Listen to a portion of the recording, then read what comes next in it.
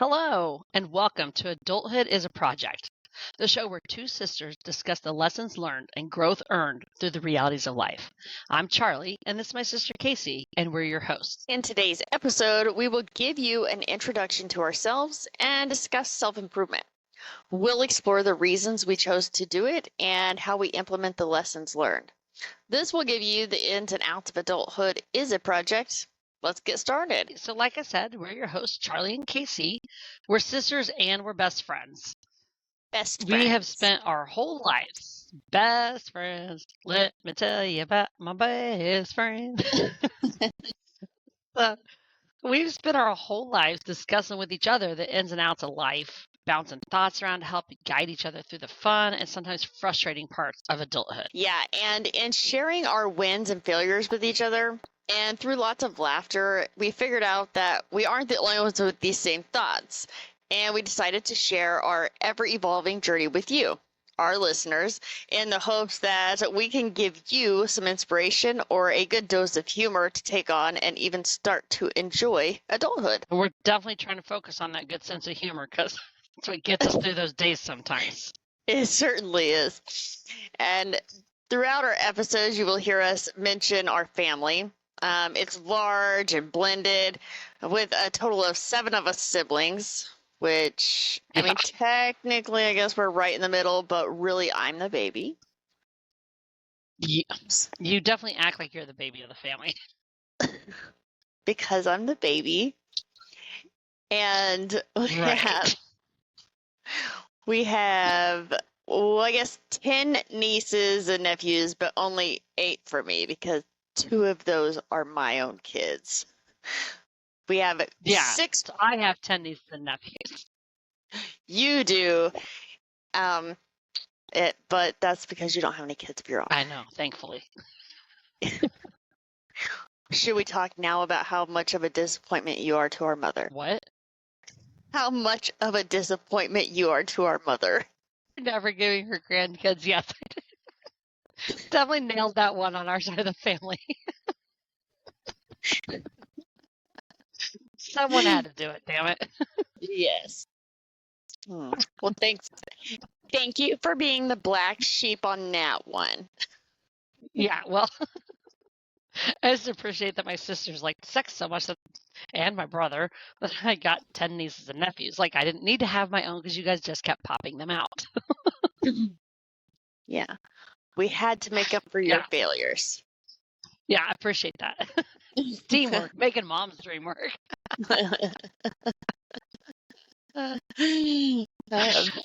Yeah.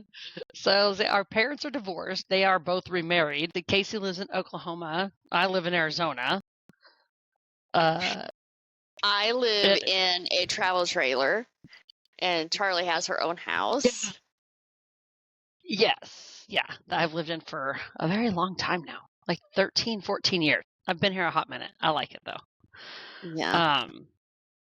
And we're really similar in our thinking about lives and, like, I don't know how to handle a lot of stuff, but we are so different in who we are day to day. Like, Casey's a complete introvert and I'm completely outgoing as can be. Mm-hmm. Yeah, and also our spirituality, it differs in that I lean on saying I trust in God, I'm a Christian, and Charlie leans on she trusts in the universe. That's kind of just where she lands on things. And yeah, I'm more like spiritual instead of I don't know, biblical. That's not the right word, but I just more on the spiritual side of things instead of the organized religion side of things. Right. And I would say in that, though, I wouldn't say I'm a big fan of the organized religion. I just am a big fan of God. That's true. You're not. Yeah. Well, so. I believe I am God, so you're my biggest fan. That's for a whole other episode to get into about spiritual beliefs, because mine are a little wacky, and I'm okay with that. I know where I stand, and I know what I believe, and I'm good with it. And as does Casey, which we can take those two different viewpoints of viewing things, like whether it be universe or God, and we can view them so differently and still come to like awesome agreements on like how life works or what's happening to us or the best way to like go about that or take a lesson from it. And it's cool to kind of mix those two things together and not just rely on, oh, this one straight way of thinking is the only way of thinking. So with both of us having an open mind, I think that makes it a lot easier to navigate some of the differences of life that could go on too. Yeah, and I think what's really important is that we're both respectful of each other and each other's beliefs, and we don't try to force anything on each other, but we can just talk openly with each other about, say if I said, oh, I've been praying about something, Charlie's not going to make fun of me about that. She's just going to be like, oh, okay. Exactly. And then she's like, hey, can you pray on this? So I'm like, I'm going to send you some good vibes because that's kind of what I think, but that's my view of praying. Whereas I'm like, man, send me some positive thoughts in case, like, dude, I'll throw you in my prayers. So in having that openness and that, like you said, the consideration for each other can help work through a lot of different ways of thinking through the stuff too. Yeah. So then also we have both been married and divorced twice ourselves. Yay. Yay, marriage. We're trying to set a new family record, but our dad hit 5, and I don't know if either of us are ever going to get there. We are definitely not gonna get there. Would agree. I'd rather not set that family record. Maybe I'll go down to the strip club and see if I can find number 3. I think that's where number 3s hang out at usually, or work. That's right. Oh man, I will say though, through my divorces, I just got the opportunity to just better my life. Like I got the opportunity to learn from them, grow from them, and move on. Again, back to that. I don't have any kids. I am free. I am single, and I can do like my own jam of what I want to do. K.C, on the other hand, I added kids and grandkids to my world. So yeah. So it's a lot of fun. Obviously I also took the time and bettered my life and things through that. But well, if you really think about it though, I was a stepmom before I was ever a mom. And yeah, that's true. So I've added stepkids. I would say though, I don't ever take any kind of credit for raising any of those stepkids because I definitely took very much a step back because they had parents. They had parents that were raising them. And right, they had parents that were involved in raising them. You just got to be an extra person that loved them and could support them through their growth. Very much so. And at this point, they're all adults, and every last one of them knows if they need anything, all they got to do is pick up the phone and give me a call. I'm there. And then also I have 3 grandkids, so that's fun. I'm the hot grandma. A gilf. I'm a total gilf. That's a thing. I don't know if I'm not in a loop like that anymore. I believe it is. You're going to make it a thing if it's not. Let's put it that way. Oh, man. It's just shocked whenever I show up and I'm like, yeah, I'm here for my grandkids. They're like, what? These are yours? That's right. Bring them on. So our childhood is a little different than your contemporary childhood, I should say. But it definitely led us to taking on a dark sense of humor that has definitely continued into adulthood. Our kind of thing is it too soon to make a joke? And our answer is no, never. Go ahead. What's the joke? I'm probably already thinking it. Yes. And I know oftentimes for me, it's just you are my safe space to make the joke. So whenever something completely ridiculous has happened, I'm like, man, I really need to call Charlie because I have this super hilarious thing to say. And I don't know who else to say it to.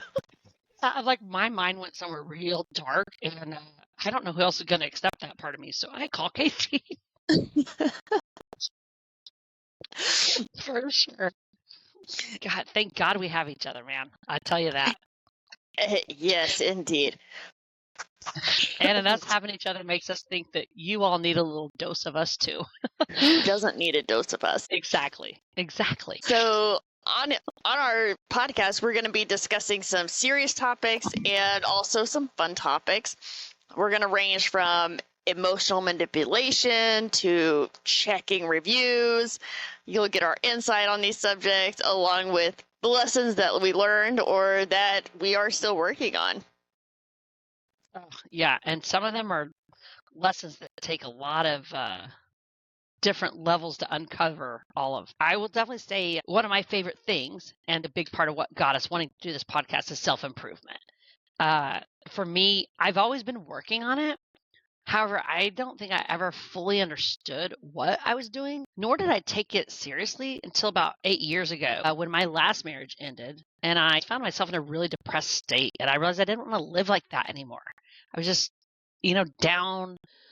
Every day just seemed like I was just stuck in a rut and I wasn't enjoying life. I wasn't finding joy in anything. And I hit a point where I was like, I don't want to keep doing this. And so I just started looking at self-improvement. Yeah, that one will give you a little kick in the rear. Yeah, and don't worry, we're going to have an episode on that in the future. I would say for me, a lot of times I didn't even realize that what I was doing was self-improvement. I think the first time I can really even remember doing something intentionally to better myself would have been whenever I found out I was pregnant. And at that point,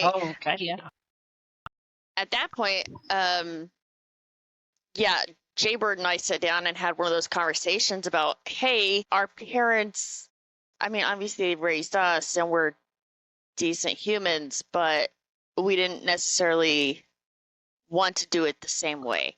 We wanted to do it a little bit differently. And so we had to sit down and have that talk about what did we want to be different about our parents, or what did we want to do the same as our parents.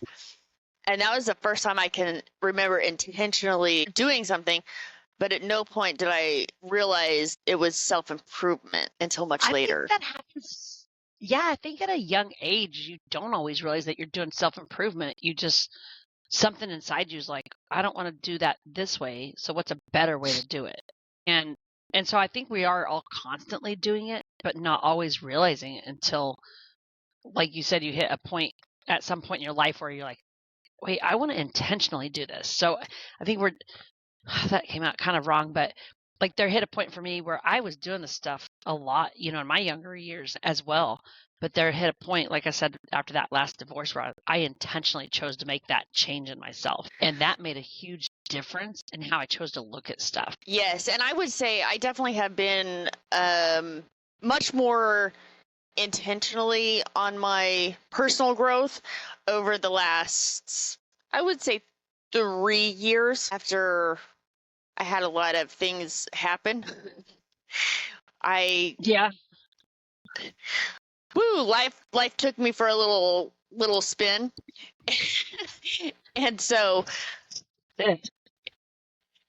it was at that point where I was like, oh my goodness, I want to make sure that I'm doing, like, not that I've wasted, I don't think I had wasted all these years, but I realized, oh my goodness, I just want my life to be so much more enjoyable. Yeah.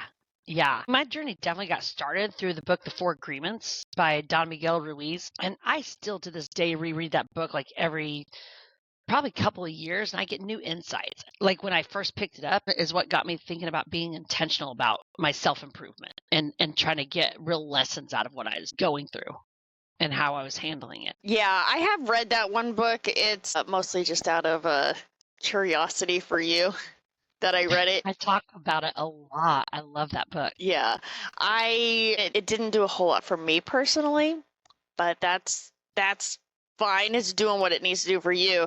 I would say my growth more comes from, and I don't want this to sound silly, but with my kids, I just look at them and I know what kind of life I want them to have. And so I have constantly just grown through trying to teach them life lessons. I'm trying to help them be the better people and the adults that I want to see them be. Yeah, I could see that, like wanting to be that example for them, right? And show them stuff that if you'd learned it a different way or earlier in life, you could have handled it a different way. So you're like, oh, if I can learn it now, I want to be able to show my kids that. Yeah. Well, I just had to do things for myself because, no kids over here. But but like I said though, also like so often I wasn't realizing that I was focusing on like improving myself as much as I thought, oh, I'm just trying to improve my kids and make their lives better or whatever. I didn't realize I was improving my own life and making myself a better version of myself, or trying to understand myself better through explaining to my kids something such as, maybe why we shouldn't have sex when we're 15. What? I learned that lesson from my sisters. Yeah, I'm here to teach these lessons, but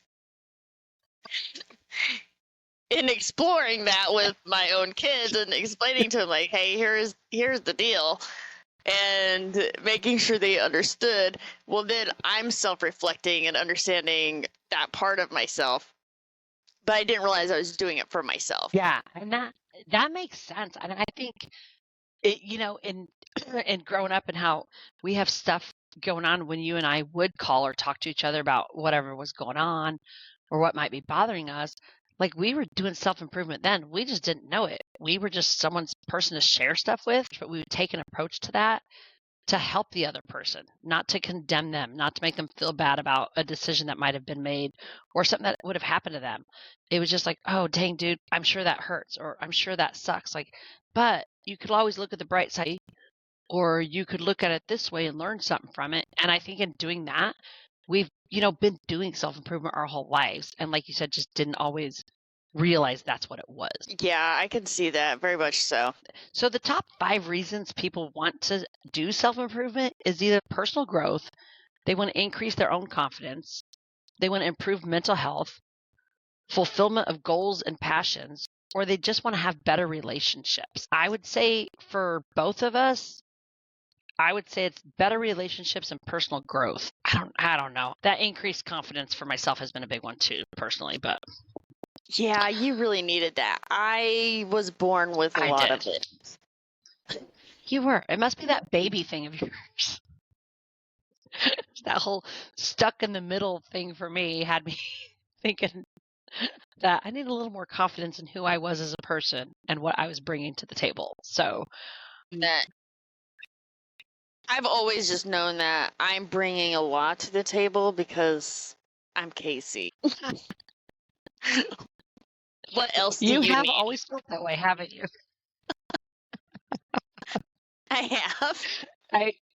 If only I'd gotten a little bit of your confidence throughout life. I think I've probably always turned to you to get my confidence. Like, how do you do that, man? But I will say everyone has their own journey they need to take. So for me, it was a book. For you, it was your kids. So something that's going to affect me or make me want to do better is not going to be the same thing that pushes you and wants you to do better. And same with all of us, right? It could be kids, it could be trying to change your family dynamics or your family situation or just improve your lot in life. So we all have different reasons that lead us to it. But I think it's very rare of a person to go through life and not at some point want to do some self-improvement, whether they view it as self-improvement or just bettering themselves or learning a lesson. In a general sense of people in life, I think most people do want to improve and learn lessons to make their life easier as they go, right? Yeah, I mean, I would like to think so. Trust me, if you're not learning from the past, you are bound to repeat it, and you're just going to keep getting the same lessons over and over and over until you get it figured out. So you might as well buckle up, do the work, and learn the lesson the first time. There's no need to be hard-headed about these things. Yeah, and man, there are a handful of life lessons I never want to have to learn again.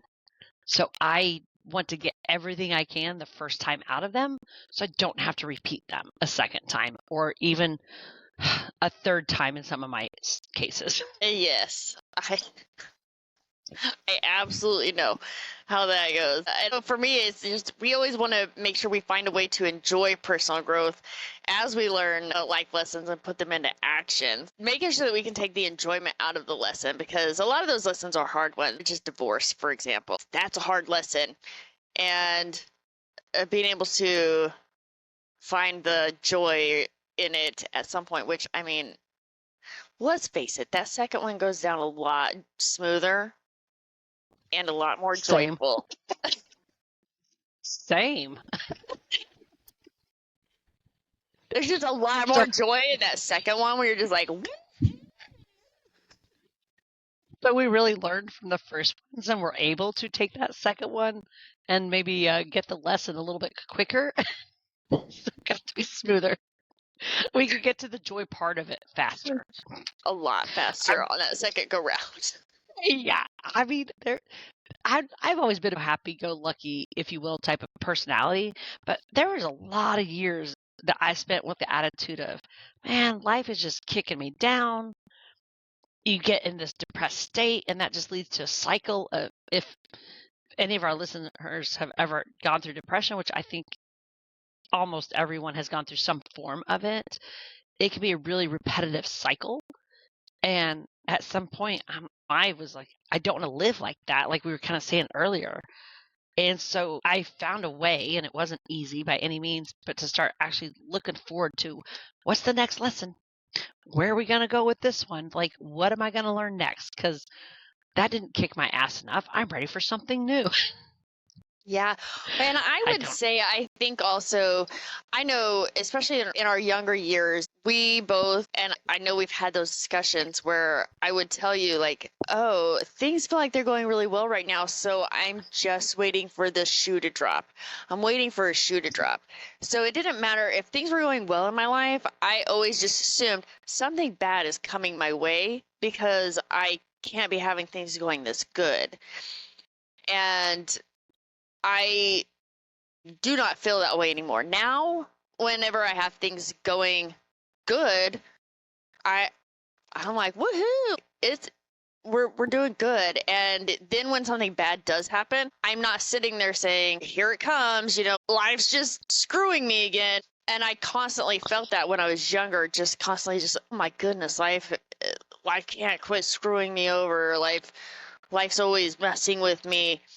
And it wasn't until I wanted to say, I don't want life to happen to me. I want to make life happen for me, that I could make that switch over. Yes. Now, when life is going good for me, my first question to the universe is, how much better can it get? Like, how much better can it get?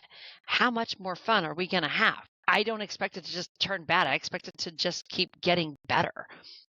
And even if I'm having a bad day, I'm like, okay, well, it can get better, right? Okay, it sure can. And instead of dwelling on the what's next or how bad is this going to be, like, it's not always easy, but it can be done. And I like to look at it that way now of what is next? How much better? Like, how much longer this time around can I stay on this positive cycle? Like, that positive cycle for me used to sometime last for like a week, and then I'd have just a few normal weeks, and there were just average. Okay, a lot of normal weeks are average. And then I'd have one really good week. And then I'd have a really crappy week. And now when I'm having a really good week, that really good week has turned into, I'm having a really good month. And this last time, I had a really good 2 months. And so this time I'm like, ooh, how much longer can we keep it going this time? Like, I made it to 2 months. Let's see if I can hit 4 this time. Why not? Yeah. And I know for me now, when I'm having a rough day or something just random happens for me at work or with anything, I don't automatically just screw this whole day. I like, okay, well, this has happened and that's okay. Let's take it and move forward. Right. Because by no means do we not both have bad days, right? It's life. Some days are better than others. That's for sure. But I definitely find myself being able to keep the positive momentum going and focus on that negative for just a few, maybe an hour, and then I can be like, okay, now change your thought process. Like, you had a minute, work through it, and now let's move on to the next happy thought you can have for the day, because I don't want that to overtake my whole day. Yeah, and I think that's a big reason for us with wanting to start this podcast, is just trying to help other people get to that point where they can hopefully take the negative that happens and get themselves refocused and find the positive. Because I know a lot of times for me, say I have a day at work or something, as long as I can make a joke about it, or I can, if I call you and I very much, am sarcastic about something that has happened, that can just help me just kind of clear my head and bring it back around to having a better attitude towards what's going on. Right. But I will say, yeah, now we can take those bad days or bad moments, get them off our chest, talk about them, and then just move on, right? Like, don't let the whole thing ruin your whole day or your whole week or your whole month. Like, it ruins an hour. It's fine. Let's keep moving on, right? And look at the positive. And we just really want to be able to share that with other people, get other people in that same mindset and that same growth cycle, so that those bad days don't turn into bad weeks, bad months, bad years. Let it be the bad 20 minutes it was, and let's move past it and just spread some joy out there. Yeah, absolutely. I think that is our goal here. And so we're just going to be bringing you as much humor as we can about life and some positive, upbeat energy. You might find our sense of humor isn't always positive. It's a little dark. But hey, if that's what you're here for, jump on board. There's a lot more where that came from. Oh, man. But you know what? In all that self-growth, like, we've definitely found a way to better understand ourselves, and that helps us when we're also trying to deal with other people in our lives. Very much so. I would say it also helps me try to be more patient with other people sometimes, not always. I'll be the first to admit I'm not the most empathetic individual. So no. Oh, we might want to mention we like sarcasm. Yeah. So I'm not always the most empathetic person. However, I would tell you, growing myself and getting those lessons, I do try to be a little more, I would say, lenient towards people, more grace-filled towards people whenever I can see they're just possibly going through something. I think grace is a great word there, because I know I have to use it with myself even. I found a way to give myself more grace when I'm working through something and taking that time. And so, yeah, in doing so, I can find myself having more grace with other people who might not be at the same level or thought process that I am. And that's okay. We're all on our own journey. Yeah, and it is extremely helpful whenever, for example, I do work at a restaurant and I work with a lot of younger girls. And sometimes I think, oh my goodness. But then I remember, when I was in my 20s, I obviously didn't have all the same life experience and I didn't have all the growth that I have now.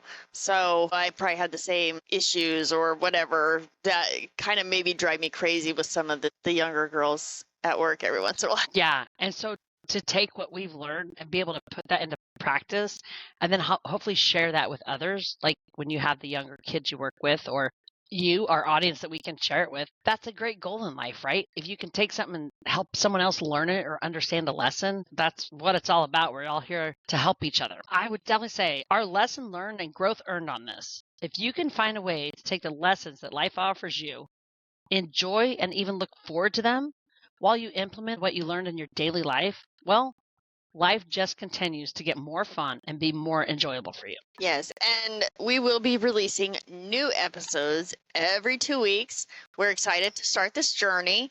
In our next episode, we're going to be discussing strong, independent women, and you're going to get our hot take on that. Thank you for listening. Yes. Until next time, go out there and be your favorite self. And if you have a topic you'd like us to discuss in a future episode, send us an email at adulthoodisaproject@gmail.com. Until next time.